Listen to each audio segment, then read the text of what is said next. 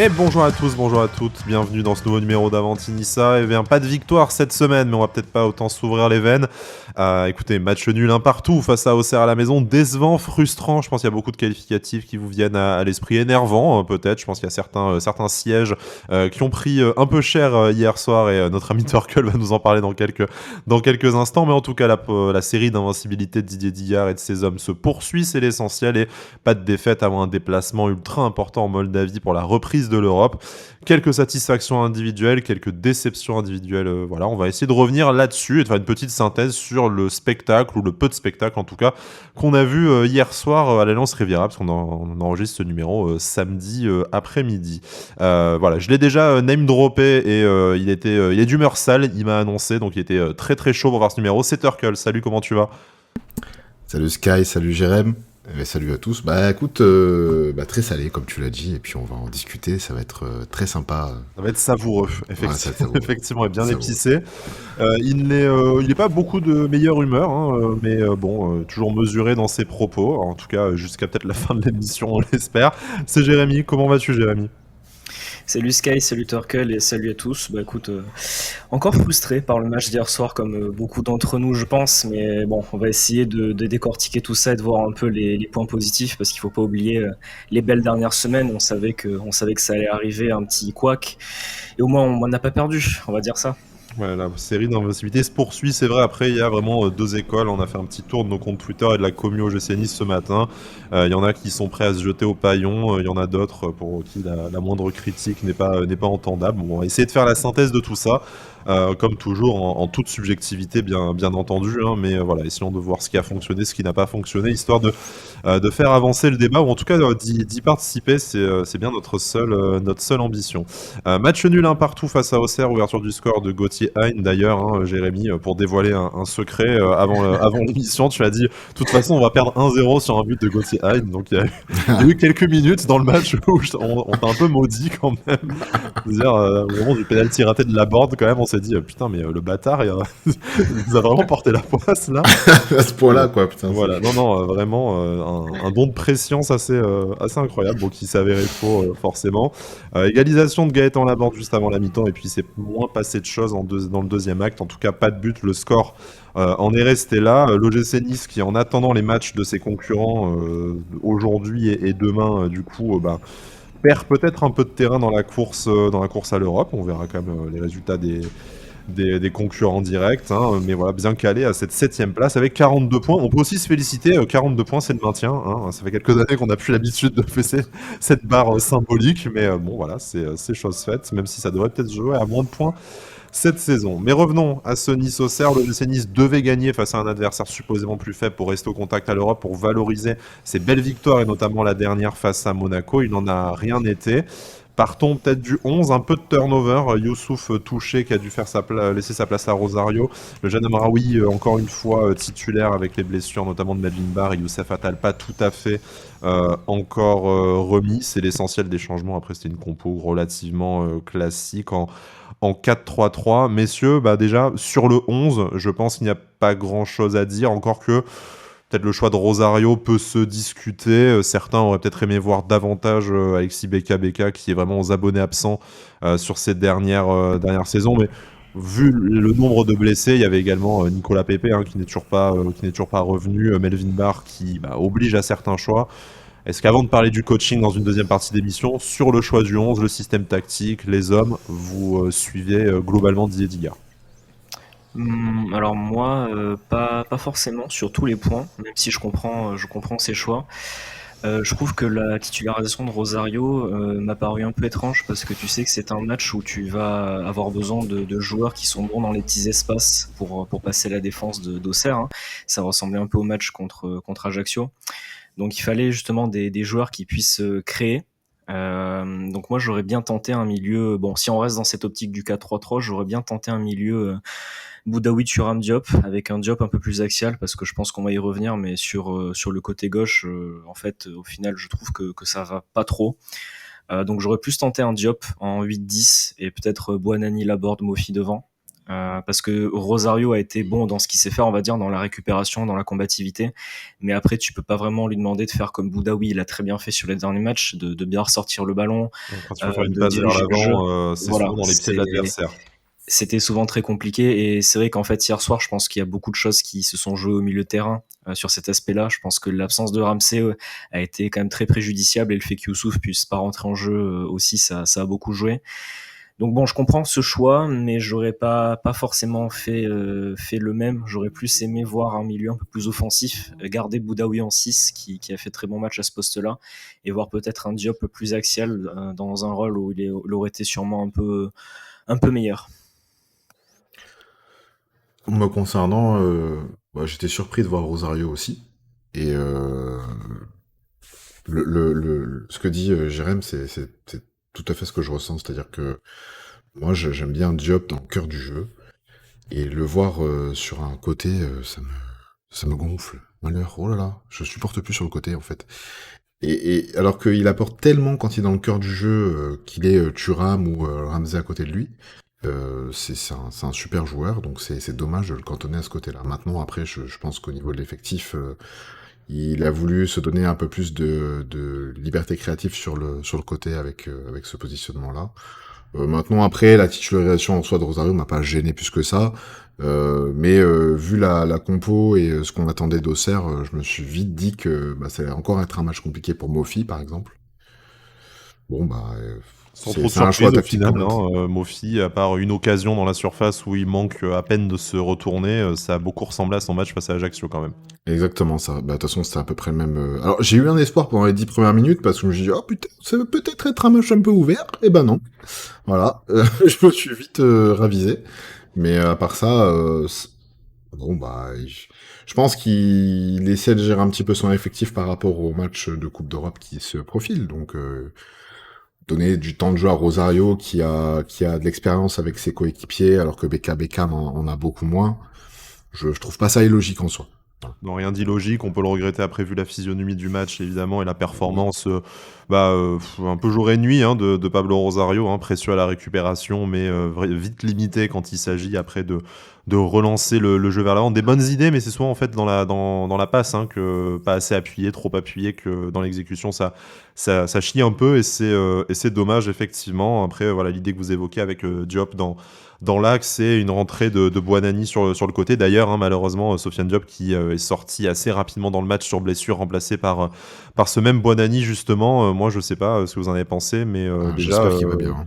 Voilà, alors déjà, bien sûr, on lui souhaite rien de mal, et puis on a déjà suffisamment d'absents comme ça, on ne peut peut-être pas se permettre une nouvelle absence longue durée de Sofiane Diop, mais en tout cas, dans ce rôle de milieu offensif excentré ou d'ailier, je trouve que Badreddine Buonanni a montré beaucoup plus de choses intéressantes et beaucoup plus d'activités que Sofiane Diop, qui lui avait été un peu plus précieux dans l'axe sur les dernières rencontres. Ouais. Ouais, vas-y Jérém si tu veux. Oui, tout à fait. Moi, son match n'a pas été exceptionnel, mais je trouve que quand même il nous apporte beaucoup et il arrive quand même à bien gérer la gestion du ballon chemin dans les petits espaces. Après, on va pas lui demander à chaque fois d'être décisif, mais moi je trouve que son entrée a quand même été plutôt bonne. Je pense que c'est un joueur qui va monter petit à petit en puissance et on voit qu'il a quand même beaucoup de potentiel. Et moi je trouve que sur les dernières semaines, honnêtement, dans ce rôle de milieu offensif, en tant qu'ailier intérieur, on va dire, moi Buonanni pour l'instant me convainc plus que Diop à ce poste-là pour le moment. Ouais. Ouais, des mauvais choix quand même pour Buonanni hier, beaucoup de décisions au final solitaires. Bon, c'est peut-être signe qu'il a un peu plus confiance en lui et ça c'est le côté positif. On va pas lui reprocher entre son âge, le fait que ce soit un nouveau joueur professionnel et ce qu'il nous a apporté jusque-là. Bon voilà, il y a des matchs où tout n'est pas en réussite. On peut pas être toujours sauvé par un doublé en pleine lue de Bilal Brahimi non plus. Mais en tout cas voilà, moi je partage votre avis en disant que dans ce rôle-là, et vraiment l'idée c'est pas de condamner Sofiane Diop qu'on a encensé dans un autre rôle ces dernières semaines. On l'a trouvé plus intéressant en tout cas en comparant leurs différentes prestations hier face à Auxerre. Voilà. Donc un choix de 11 au final qui était logique, on le comprend, mais pas forcément approprié vu la rencontre vu la nature de l'adversaire et sans parler de bus non plus. Mais voilà, qui ne sont pas venus pour faire le jeu non plus.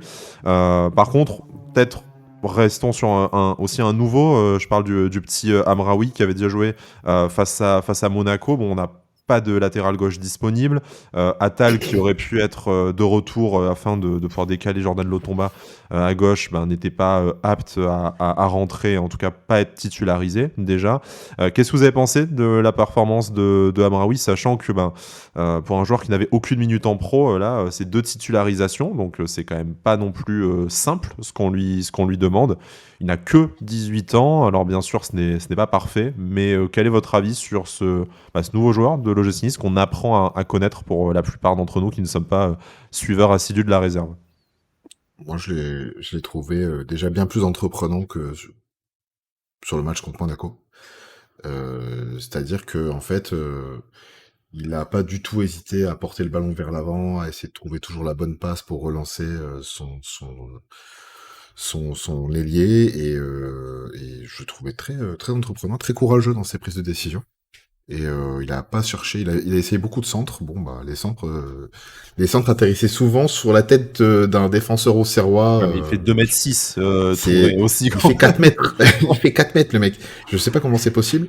Je devrais même pas être légal en fait en Ligue 1, c'est pas possible. Et comme le disait Bada en tribune hier, Mofi, on dirait un enfant à côté. Et pourtant Mofi, c'est quand même Mofi, c'est une bête, hein. Un petit gabarit, loin de là, donc non, très impressionnant. C'est ça. Mais j'ai trouvé voilà, je vais pas dire très bon, mais j'ai trouvé très entreprenant, très courageux, et franchement ça promet pour la suite. Ici on a des jeunes comme ça qui sont aussi qui ont ce talent-là, parce que je le trouve techniquement assez propre dans ses passes, même s'il a fait 2-3 ratés. Bon, c'est pas, il est jeune, c'est sa deuxième titularisation, on va pas trop lui en vouloir. Mais très bon, j'ai trouvé ça vraiment très intéressant, et puis c'est bien parce que ça fait une alternative de plus à gauche. Voilà.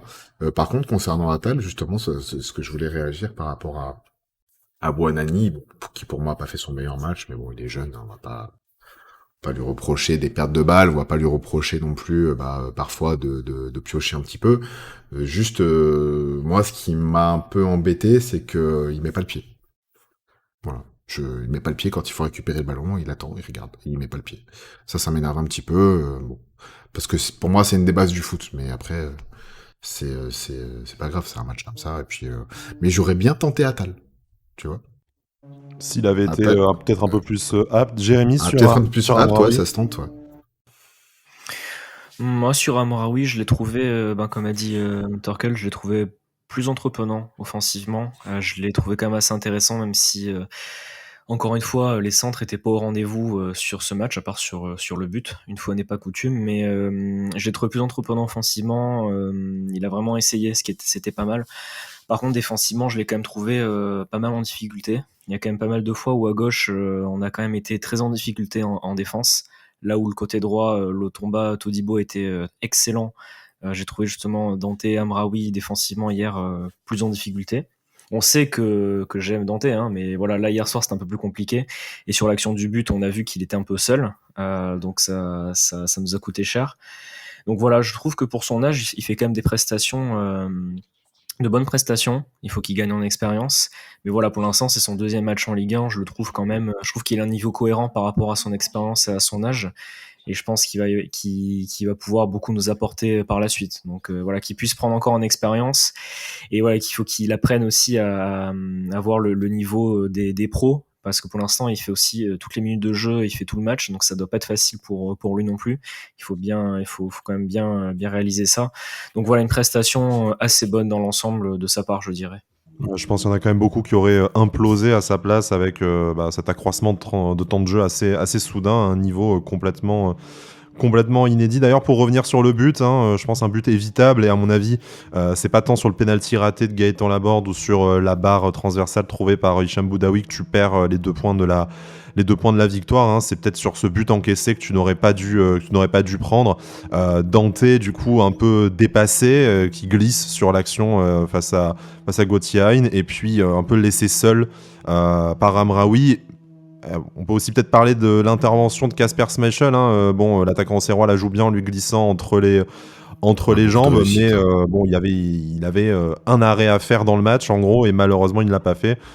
voilà, que personne ne crie hein, avec ses écouteurs dans les oreilles. L'idée, c'est pas de critiquer Casper, notre goéland préféré, qui nous a sauvé bien des points sur ces dernières semaines. Mais bon, voilà, là, pas de chance. Il n'avait qu'un arrêt à faire. Il ne le fait pas. C'est bien joué de l'attaquant au Serrois, faut l'avouer. Et je pense que l'erreur est davantage collective qu'imputable à notre gardien de but. Sur le but, en fait, le problème, je l'ai revu ce matin parce que depuis le stade, j'avais pas trop réalisé. Mais alors oui, c'est vrai que Dante se fait prendre de vitesse. Parce que bon, je sais plus, c'était Ablin et Hein, du coup, je crois qu'ils vont tous les Oui. deux sur lui. C'est sûr que de vitesse, c'était foutu, quoi. Ouais, c'est Mais le prendre problème, sur c'est une qu'il se feinte, en retrouve. fait. Oui, au tout départ, c'est vrai que c'est une feinte. Mais le problème, c'est qu'il est tout seul en défense sur l'action. Et quand tu regardes après, il y a que Todibo qui défend dans la surface. Donc, il peut pas, malgré son excellent match, là, sur le coup, il peut pas tout faire. Et le problème, c'est que Amraoui n'est pas là au début de l'action et le milieu ne revient pas. Parce que pour le coup, Rosario a été bon à la récupération. Mais alors, sur le but, il revient en trottinant, quoi, tranquillement. Donc, en fait, le buteur Rosero a tout le temps de marquer. Et oui, du coup, quand tu reviens pas que l'attaquant a tout le temps, là, il a eu la réussite en plus entre les jambes de Schmeichel. Donc voilà, je trouve que le but, c'est vrai que Dante se fait un petit peu avoir au départ de l'action, mais la faute est quand même plus collective que de sa part, en tout cas, je trouve. Ah oui, oui, complètement. Puis après, moi, je trouve qu'il y a quand même, sur ce but-là, il y a quand même énormément de réussite, hein, entre la feinte, la glissade, je crois qu'il met un petit pont, Hein, il met un petit pont, je sais même pas comment il fait à Schmeichel, enfin, bref. Beaucoup de réussite, et puis j'ai pas trop aimé sa célébration, mais ça, c'est un autre débat. Ouais, il y en a qui sont courageux derrière un filet, hein, mais je Ouais, pense que ce que je disais, derrière le filet, sans filet, il aurait peut-être pas fait ouais, ça. il y a des couilles Mais qui bref. poussent derrière ce filet. Il sert au moins à ça. Ouais. Écoutez, hein, c'est Il sert au moins à c'est ça. déjà bien. Mais ouais, c'est plutôt une faille collective. Je trouve que voilà. Rosario, je pense qu'il même s'il avait essayé de revenir, il aurait pas fait d'intervention. Ouais, mais bon, pour la photo, ça aurait peut-être fait un peu moins C'est vrai. désordre. Vous parliez de l'excellent match de Jean-Claire Todibo. Bon, on est obligé, hein, c'est le quota de l'émission. Match probablement le meilleur niçois. D'ailleurs, est-ce que je m'avance en disant ça? Meilleur niçois Je hier, sais de pas, très hein. très loin. Je sais pas, moi j'ai beaucoup aimé Lotomba hier. Ouais, Oui, ça se joue c'était entre les deux, ouais. le deuxième dont j'allais parler. Donc bon, Ah ouais, on est d'accord. Au moins. il était presque 10. Je sais pas ce qu'il faisait, des fois il jouait milieu de terrain, j'ai pas compris. C'est vrai qu'il est beaucoup rentré dans l'axe au final pour essayer de distribuer le jeu et c'est un des rares à le faire, peut-être en l'absence de Kefren Turam qui a été un peu relégué sur le côté pour appuyer un côté gauche un peu défaillant, mais vraiment on lui découvre des nouvelles qualités de semaine en semaine, Jordan Lotomba. Très très fort. Enfin, je l'ai trouvé. Pour moi, c'est l'aiglon du match, c'est lui. Voilà, clairement. Même si Todibo, mais Todibo en fait c'est presque une habitude. On est un peu trop habitué à ses performances, donc c'est bien aussi de parler aussi des autres. Et Lotomba, match après match, il confirme que c'est un joueur de très très très grande qualité. Et qu'on a beaucoup de chance d'avoir en fait parce que on s'en rendait pas compte et puis il était inhibé et puis maintenant il lésine pas sur les efforts. Je trouve que, enfin, je sais pas comment il fait. Il a une condition physique dingue, parce qu'il n'arrête pas. Il court de partout. Il se permet même des interventions au milieu de terrain pour soutenir le milieu. On avait presque un milieu à 4 en fait à un moment donné quand il était là et qu'il repartait pas de son côté. J'avais presque peur qu'on se prenne un contre parce que il était tellement haut sur le terrain et pour soutenir Buonanni justement qui était parfois en difficulté parce que pas forcément bien aidé par le milieu de terrain qui était occupé à... Je sais pas trop ce qu'il faisait, franchement, très honnêtement, au milieu de terrain, c'était compliqué hier soir. À part Boudaoui, que j'ai trouvé encore très bon. Mais ça a été compliqué. Donc très bon match. Il a défensivement, il a été incisif. Physiquement, ça devient vraiment une caisse. Hein, le mec, c'est dingue. Il est imbougeable. Et offensivement, il apporte. Techniquement déjà, c'est très très très dur de lui prendre le ballon. Et puis il a une qualité de passe qui s'affine de match en match. Magnifique centre sur le but de Gaëtan Laborde. Le centre, les centres, il y a que lui qui s'est centré dans cette équipe, j'ai l'impression. En tout cas, hier soir, c'était ça. Hein. Bon, après, les centres, je trouve que, globalement, là, je vais parler plus globalement, je trouve que les centres, on a essayé d'être trop propres. C'est un peu dommage parce que je pense que des centres un peu plus forts devant le but, ça aurait peut-être fait un peu plus mouche, quoi. On aurait peut-être eu plus de chance. D'ailleurs, je trouve que c'est un peu la physionomie du but de Laborde, c'est un peu ça. Hein. C'est un centre fort qui est dans la zone, et c'est après dans la zone, bande et ça part. qui prend l'espace, effectivement. Ah, il a envoyé. je sais pas, il a envoyé tout dans sa tête là. Ouais, tu sens la rage du penalty manqué Ouais, qui est passé ouais, ouais, directement dans la tête quelques minutes plus tard. ouais, Tu ouais, non. soulignais, Torkel, la condition physique de Jordan Lotomba, mais on en avait un peu parlé dans les précédentes émissions. Ce qui est assez dingue dans la métamorphose de Jordan Lotomba, c'est peut-être lui qui l'illustre le mieux, mais ça correspond selon moi à toute l'équipe. C'est qu'on a aujourd'hui une équipe qui est capable de jouer à un rythme élevé pendant 90 minutes. Alors bon, Ouais, hier, certes, l'adversaire n'a pas non plus trop cherché à prendre la possession du ballon et du jeu, 65% de possession de balle, 17 tirs à 3 pour l'OGC Nice, mais en fait, on n'a quasiment pas de temps mort. On a beaucoup de joueurs qui se projettent vers l'avant et jusqu'aux dernières minutes, on s'est efforcé d'aller chercher cette victoire. bah, c'est ce qu'on disait. Je crois qu'on avait, je crois qu'on en avait discuté pendant enfin après le match d'Ajaccio. On avait dit qu'ils avaient vraiment imposé un rythme pendant 90 minutes plus, et c'est ça qui est très intéressant avec cette équipe, c'est qu'elle est capable d'imposer un rythme à l'adversaire et de ne rien lâcher physiquement et offensivement jusqu'au bout. Voilà, en fait, en vérité, cette équipe-là, elle serait parfaite si elle mettait plus de buts, parce que, comme tu l'as dit, 17 tirs. C'est énorme, en fait, Et par 5 rapport aux cadrés 3 qu'on a seulement, pris. du coup. Et 5 cadrés seulement. Donc, tu vois, le ratio est pas bon. Donc, il y a un vrai problème à la finition. En plus, on n'a même pas cadré un penalty, dis-toi, donc bon, ça, c'est grave. Mais, ouais, il manque pas grand-chose en fait. Mais la mire, elle est pas faite. Et du coup, est-ce que ça pose la question de l'utilisation de Mofi dans un 4-3-3? Voilà, la question elle est là. Est-ce qu'il a pas besoin d'avoir plus d'espace, d'être lancé? Parce que en fait, ça va être de plus en plus difficile pour lui, parce qu'on va tomber sur des équipes qui, comme le coach l'a dit, vont faire mûr. Hein. Déjà, on commence à s'habituer avec Ajaccio, là, Auxerre. Euh, Ce sera pas pareil contre d'autres équipes qui ont plus de jeux, mais euh, bah, j'ai vu Dante essayer de trouver des solutions sur des passes longues 2-3 fois, mais il la faisait pas parce que il n'y avait pas la possibilité de le faire. Il n'y avait pas assez d'espace entre Mofi et les défenseurs et entre Mofi et la surface de réparation pour le faire. Donc c'était, je sais pas, il manque pas grand-chose hein, pour que cette équipe elle mette beaucoup de buts. Il manque pas grand-chose. Une défense Montpellier-Rennes peut-être, je sais pas.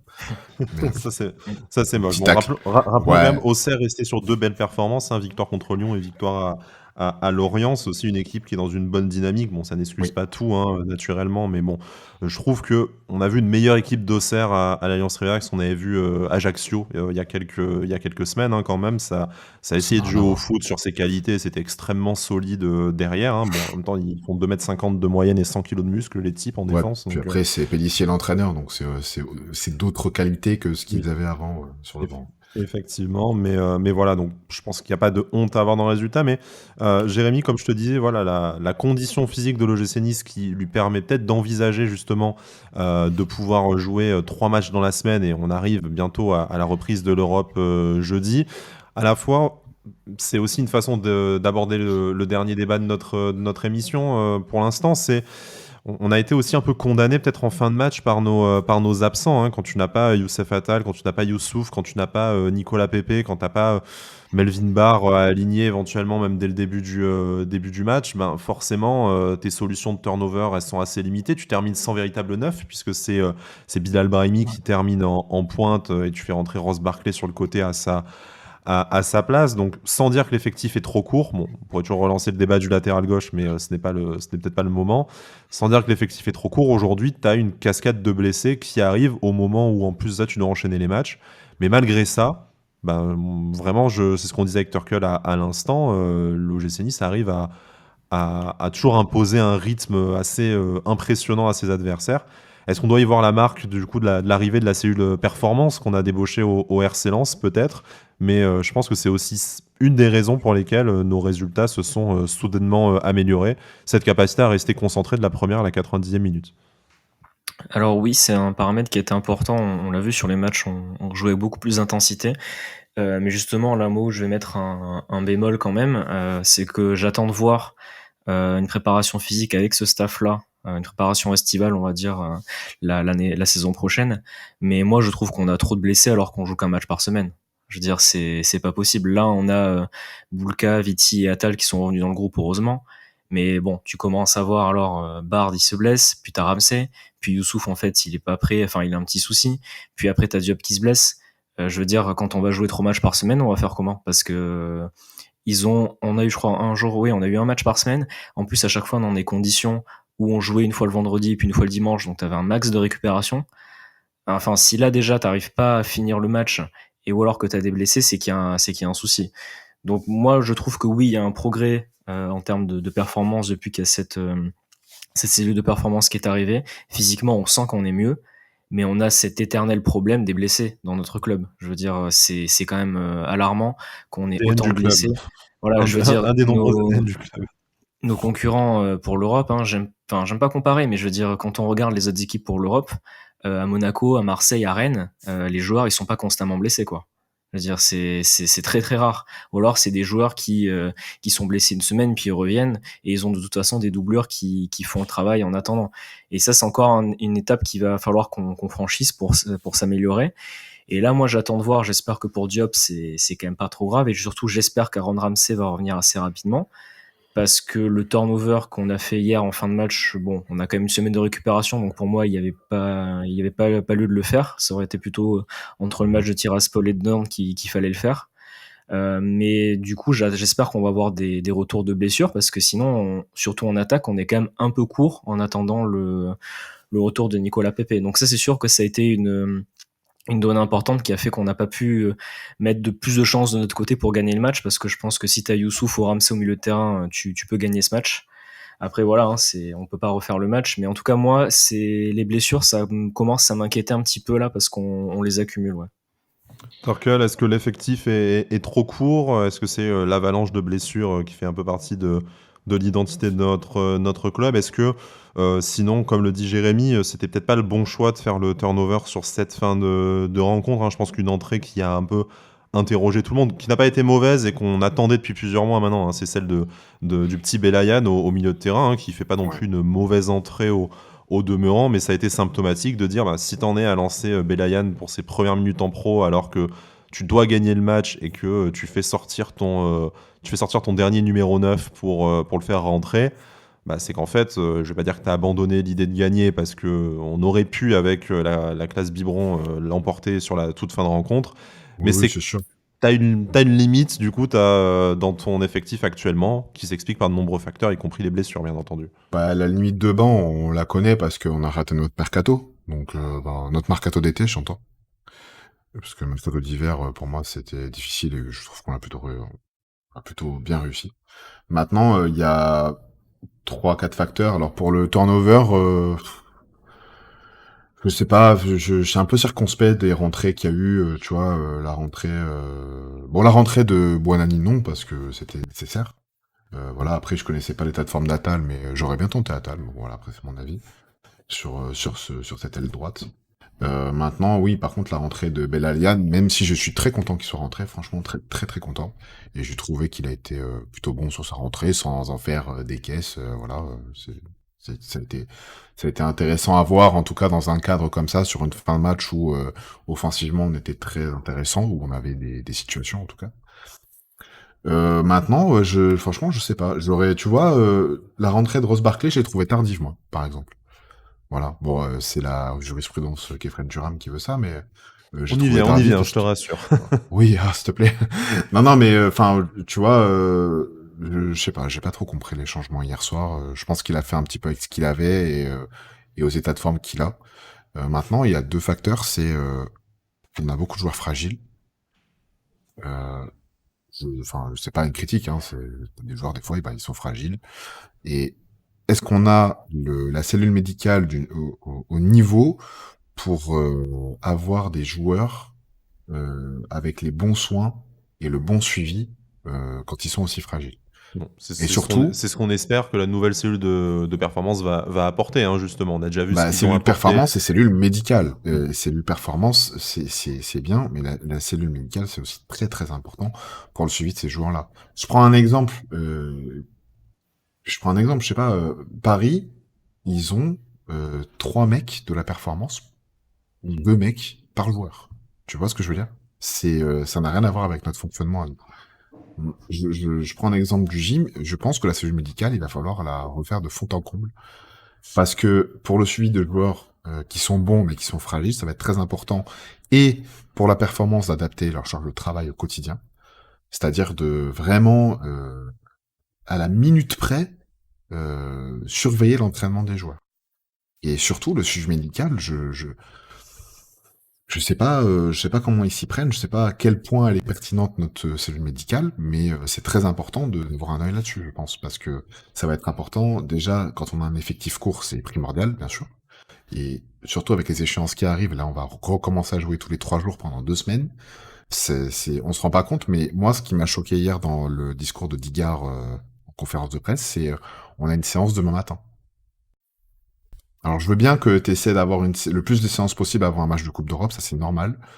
Ouais, mais la Mais mise au vert était peut-être importante. Bon, peut-être au plus moins le tard, matin, quoi. peut-être plus tard dans la semaine ce matin, ça Moi, aurait c'est été au moins juste le matin. un décrassage, on ne sait pas, mais c'est vrai que je comprends ton alerte sur le rythme qui s'accélère du Je... coup et à voir comment l'effectif d'un côté et la cellule médicale de l'autre vont Ouais. répondre à ce nouveau défi. En tout cas, il Ça en leur va. laisse, allez, 4 jours, donc on va dire 8 séances. Ils font une matin, une l'après-midi. Mais je me suis un peu alerté. Je me suis dit quand même leur laisser un peu de repos parce que même si c'était 92 minutes, c'était 92 minutes à très haute intensité. Ce qu'on n'avait pas au début de saison. Hein, donc au début de saison, on avait un petit peu moins de blessés. Je sais pas si vous avez remarqué, mais voilà, j'ai des incompréhensions sur les types de changements qu'il fait. Tu vois, je suis assez d'accord avec Jérém quand même sur la rotation. Je trouve que ça aurait été mieux après le match contre Tiraspol. Mais coup d'après, ils prennent leurs décisions. Mais voilà, les trucs à surveiller, cellule médicale, cellule performance qui commence à porter ses fruits au niveau des matchs, mais qui peut avoir un contre-coup très important pour la suite et la fin de saison, et notamment sur la course à Europe, la course à l'Europe, pardon, sachant qu'après ce match-là, pour moi, on s'est encore un petit peu compliqué la tâche. Mais c'est pas fini. Voilà, C'est je suis pas fini, hein. alarmiste. On va déjà voir les résultats du week-end et puis de toute façon il reste suffisamment de journées pour rattraper. Restons positifs. Ben, moi c'est vraiment ce que j'ai choisi ce matin, c'est de te dire on peut pas gagner tous les matchs, c'est sûr ça fait râler de lâcher des points face à l'équipe supposément la plus faible que tu as affrontée dans ces dernières semaines, mais à la fois tu ne perds pas, tu as une belle réaction individuelle et collective de Gaëtan Laborde et de ses coéquipiers après le penalty manqué pour aller vite chercher cette égalisation avec un peu plus de réussite. S'il n'y a pas la parade sur la frappe de Boudaoui qui termine sur la barre, s'il y a Mofi qui arrive à se retourner, enfin bon voilà, avec des si on peut refaire le match naturellement, mais j'ai trouvé que la copie rendue par le gym était certes frustrante, mais pas non plus décevante ni indigne, et ça c'est un progrès sur ces 6 derniers mois. À voir si le turnover choisi par Didier Digard est validé par une bonne performance à Tiraspol. Là, je pense que par contre, c'est impossible d'accepter autre chose qu'un match nul ou une victoire là-bas, vu que tu as un peu sacrifié la dernière demi-heure de cette rencontre face à Auxerre pour ça. Mais voilà. En quelques instants, après, je vous laisse terminer l'émission avec votre dossier perso à chacun, messieurs. Qu'est-ce que vous retenez de ce match? Dans quel mood vous restez? Est-ce que vous choisissez de voir le verre à moitié plein? On n'a pas perdu, il y a eu une belle réaction, on a vu quand même 2-3 performances intéressantes. Ou est-ce que c'est plutôt le verre à moitié vide? Il y a 2 points de perdus dans la course à l'Europe et on a vu encore une fois les limites de l'OGC Nice face à un bloc très bas et très compact. Ben, moi, je trouve que c'est compliqué en fait d'analyser. Il faut surtout faire attention à ce qu'on dit, parce que sinon on va transformer ce qu'on est en train de dire. Mais moi je veux dire, c'est que si par exemple on fait victoire contre Auxerre et match nul à Monaco, tu vois, ça va. Donc du coup, en fait, je pense que c'est plus le contexte du match où tu te dis, maintenant qu'on a gagné contre Monaco, Marseille, Lens et Lille, autant continuer à gagner Oui, contre t'as pas le Auxerre droit de et ne perdre pas face aux perdre des plus points. petits. Voilà. Du En coup. fait, c'est juste, tu te mets dans un état d'esprit où tu dis, voilà, vu qu'on a gagné contre ces équipes-là, il faut aussi gagner contre Auxerre. Alors après, c'est sûr que là, voilà, en l'état actuel, hier soir, tu te dis, tu perds 2 points. Mais en fait, ces 2 points-là, tu aurais pu dire, on les perd entre guillemets contre Monaco, et là, tu gagnais contre Auxerre. Donc c'est un peu compliqué. Après voilà, en fait le problème, c'est qu'on est content d'être déjà de retour, on va dire un peu dans la course à l'Europe, ce qui était très loin d'être gagné, mais que tu perdes les 2 points contre Auxerre ou que tu perdes les 2 points contre Angers ou je ne sais contre qui en début de saison, au final ça revient à la même chose. Donc bien sûr qu'on n'oublie pas qu'on perd des points en début de saison contre Clermont, Angers, mais là on les repère encore une fois contre Auxerre. Donc c'est pour ça qu'on est un peu tous frustrés, je pense, de ce match-là. Après aussi, je veux dire, on a quand même des ambitions. C'est normal que quand tu sors du stade, que tu as fait 1-1 contre Auxerre alors que tu as envie de jouer l'Europe, c'est normal que tu sois déçu. Enfin, je veux dire, c'est quand même légitime. Hein. À la base, tu as envie de voir gagner ton équipe. Donc non, moi je suis quand même frustré. Après voilà, c'est sûr que on va pas, on continue notre série d'invincibilité. On ne perd pas au moins alors qu'on a eu un match un peu plus compliqué. Mais le problème, c'est qu'on est dans un état d'esprit où on est un peu pressé, on a envie de gagner tous les matchs parce qu'on sait qu'on est un peu obligé. Mais dans un autre temps, on sait qu'on va pas gagner tous les matchs, c'est impossible, et qu'on va avoir de temps en temps de petits accros. Donc voilà, on va voir, on verra au final en fin de saison. Mais bon, on va dire que C'est pas forcément ces voilà. 2 points-là en particulier qui seront à Ah regretter oui, au moment de voilà, faire au moment de faire les comptes. il y a pas que ces 2 points-là, c'est sûr, mais Mmh. ça va compter, comme les points qu'on a perdus, les nombreux points qu'on a Ouais. perdus en début de saison aussi, quoi. Donc on verra au final, mais bon. Torkel, du coup, quel mood, hein? Bon, Jérémy a beaucoup dit sur la course à l'Europe où forcément c'est pas nécessairement une bonne opération comptable hier soir, mais si tu la lisses sur les performances de ces dernières semaines, au final tu restes sur une moyenne qui est cohérente, voire même extrêmement supérieure à ce à quoi tu pouvais t'attendre, donc ça t'aide un peu à voir voilà, avoir le verre à moitié plein. Si on décide de se flageller un peu, on rappelle hein, avec les résultats de Coupe de France de la semaine, la 6e place ne sera pas européenne, donc ça oblige encore un peu plus à rattraper du retard, et notamment sur des équipes comme Lille, Rennes et Monaco, hein, qui sont ses prétendants, et Lens sûrement d'ailleurs, à cette 4e et 5e place qui seront européennes. Bon, t'étais énervé en sortant du stade, je t'invite après à garder la main d'ailleurs pour ouvrir ton dossier sur Kefren Turam. Mais globalement, voilà, qu'est-ce qu'on doit tirer de ce match-là? C'est un accro inévitable. C'est dommage que ce soit face à Auxerre et pas face à une plus grosse équipe pour notre CV, pour notre ambition. Ou Ouais, est-ce que c'est aussi symptomatique de beaucoup de réussites qu'on a eues ces derniers temps et qui montrent qu'en fait, il y a quand même véritablement du travail encore à faire pour l'OGC Nice pour être réellement plus performant face à ces, entre guillemets, petites équipes? bah, du travail, il y en a de toute façon, parce que la preuve, ce qu'on disait tout à l'heure sur le ratio tir cadré, enfin, sur le ratio tir cadré. Donc, offensivement, il y a du travail, défensivement, il y a du travail, parce que, enfin, de partout, en fait. Maintenant, je vais pas accorder d'importance à ces 2 points perdus plus qu'aux autres en début de saison. Ça, je suis assez d'accord. D'autant qu'on est sur une très bonne série, encore une fois, faut pas... Moi, j'essaie de me projeter en termes de série, parce que c'est ça qui est le plus important pour moi, parce que c'est ce qui fait qu'on est remonté au classement, et c'est cet enchaînement de matchs. Après, tu vois, je préfère avoir... Enfin, comment dire, je préfère avoir perdu 2 points contre la GIA que contre Ajaccio, par exemple, tu vois. Là, ça m'aurait vraiment, vraiment, vraiment très énervé contre Ajaccio. Ou d'avoir perdu le derby à Monaco, du Ou d'avoir coup. perdu le derby à Monaco, qui pour moi était un excellent match. Après, voilà, hier soir, j'ai pas passé un mauvais moment en soi, hein. Je trouve que j'ai passé un super moment. Le match, je trouvais plutôt bon entre guillemets, voilà, avec les joueurs qu'on avait sur le terrain. Je trouvais ça pas dégueu du tout. Ce qui me frustre, c'est des petits moments de flottement, c'est que tous n'ont pas fait les mêmes efforts, tu vois, c'est plein de trucs comme ça. Mais en soi, voilà, j'étais chafouin sur la fin de match, parce que je me suis dit, putain, c'est pas possible qu'on mette pas ce foutu deuxième but. Et bon, au final, on l'a pas mis. Mais après, ouais, c'est une colère froide, on va dire. Voilà. Et il y a la thérapie d'Avantinissa le lendemain qui sert un Et bien peu à sûr, expier, bien sûr. à expier ça. Du coup, le moment d'ouvrir vos dossiers personnels, tu avais une petite frustration plus prononcée qu'envers les autres, envers Kefren Turam, pour Oui, sa performance d'hier soir. oui. Alors, je l'adore. Franchement, je pense, à part Todibo, c'est peut-être mon joueur préféré de l'effectif. Voilà, j'ai ma petite rengaine qui freine Thuram quand il met un but. Voilà, je l'adore, ce mec-là. Mais je suis autant en capacité de l'adorer que d'être en colère après lui quand il me fait des prestations comme ça, où il est pas plus marqué. Je l'ai trouvé pas plus marqué que ça par ses adversaires. Et je sais pas, j'ai trouvé sans âme et sans solution hier soir. Alors je sais pas ce qu'il y a avec ce garçon qui est capable de me sortir je vais sortir un terme de jeune, mais des masterclass absolues sur des matchs où on a vraiment besoin qu'il soit là et qu'il soit ultra performant. Exemple Monaco et d'autres matchs où on ne veut pas forcément se souvenir, mais là, je l'ai trouvé ces derniers temps plutôt bon. Et je comprends pas son état fantomatique hier. Je comprends pas qu'il soit pas aussi important que contre Monaco, dans un système où, certes, on a privilégié les ailes, donc avec beaucoup de centres, de mauvais centres, voilà, je lâche le mot, mais je l'ai pas trouvé assez important et assez imposant dans la récupération. Je prends l'exemple. Euh, quand Rosario fait son énorme tacle, je sais pas sur qui il l'a fait, mais j'aurais pas aimé être à sa place. Il fait un énorme tacle et il se relève direct. Il était à la position de Thuram. Pourquoi c'est pas Thuram qui allait récupérer ce ballon? Je comprends pas. Thuram était devant parfois, comme si on jouait à 10 en fait. Et je ne comprends pas que il ait pas été récupéré plus de ballons, qu'il se soit pas rendu plus disponible. Et surtout quand il avait le ballon, qu'il ait pas profité des espaces qu'il avait, hein. Il avait des trous.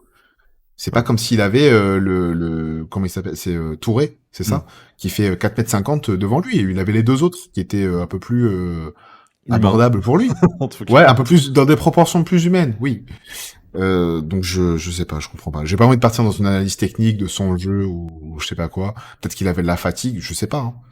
Franchement, mais moi Non, mais sans parler d'analyste technique, déjà, c'est ce qu'on disait ces dernières semaines, c'est la question qui se pose quant à son futur international. Il faut peut-être qu'il franchisse le cap d'être capable d'être plus ouais, régulier, hein, tu peux de pas être match. sur courant alternatif, quoi, tu Voilà, vois, quand tu veux prétendre à exactement. ce niveau-là. Et puis, Pas avec son possible. ancienneté maintenant au club et son statut de titulaire Oui. indiscutable, aussi être capable de prendre le jeu en main et de s'imposer comme un Il patron. a, Ce en qu'a fait, voilà, réussi ce à qui faire lui Jean-Pierre manque. Todibo, en fait, Bah oui, au même voilà. âge, du coup. Mais Qu'est-ce qui c'est différencie Jean-Claire Todibo de Kefren Turam? C'est le leadership. Pour moi, et Kefren la n'a pas constance, du coup, encore, aussi. et la constance. Mais tu peux avoir du leadership quand t'as de la constance. Ce qui n'est absolument pas le cas de Kefren Turam pour l'instant. Et moi, j'aimerais qu'il ait cette constance, et qu'il puisse avoir ce leadership au milieu. C'est, pour l'instant, le mec qui a le leadership au milieu, c'est Ramsey, quand il est là. C'est personne d'autre. Je veux dire, Ouais, Boudaoui, et je pense que ça nous a manqué hier. Boudaoui un peu trop bah, bien sûr. timide, peut-être, du coup. Et Bah, puis, Boudaoui, avec son rôle de 6, bon, moi, je l'ai trouvé très bon. Enfin, qu'est-ce que j'aime ce joueur, putain, c'est dingue. Franchement, c'est fou. Et on continue de lui inventer des mains, d'ailleurs, à ce mec-là, hein. C'est dingue. Ça, c'est pour ça nous a l'arbitrage. pas déjà Pour assez introduire convoqué Jérém. comme ça. C'est pour introduire Jérém. Je lui glisse comme ça, la petite main inventée, là, sur Boudaoui. Non, non, ouais. Kefren, si tu nous écoutes, tu es un homme maintenant. Donc voilà, il faut que tu sois constant et il faut que tu portes tes couilles, hein, tout simplement, dans le vestiaire et sur le terrain. Voilà. Et c'est pas tous les 2 matchs, c'est tous les matchs. Ouais, Parce que mais nous, on t'aime et on veut que tu sois celui que tu dois être. On veut que tu sois le le Kefren que leader tu au vas milieu de devenir. terrain de l'équipe Mais oui, pour mais toutes bien les sûr. saisons à venir. Tu as fait une passe décisive pour clôturer notre émission à Oui. Jérémy sur l'arbitrage. Un arbitrage, Jérémy, hier. Bon, pas d'erreur manifeste, hein. Bon, tu vas me dire si tu en as vu, moi, du stade. Je sais qu'il y a beaucoup de choses qui nous échappent, mais on peut pas non plus parler de scandale. Par contre, un jeu assez haché, des petites erreurs. Peut-être pas assez de cartons aussi sur certaines interventions rugueuses des Auxerrois. Qu'est-ce que tu en as pensé? Pourquoi c'est ton dossier aujourd'hui? Alors j'ai 2 points, mais ouais, je vais commencer par l'arbitrage, parce qu'en fait, ça fait quelques matchs que je me fais cette réflexion-là, et je trouve que quand on est au stade, c'est encore plus flagrant. Alors comme tu l'as dit, il y a pas d'erreur manifeste, ou il y a pas d'erreurs qui ont coûté un résultat, par exemple, Bah, dans les Stéphanie dernières semaines. Frappard, quoi, en tout cas. Mais ouais, bon, alors voilà, c'était dans le lot avec le match contre Ajaccio.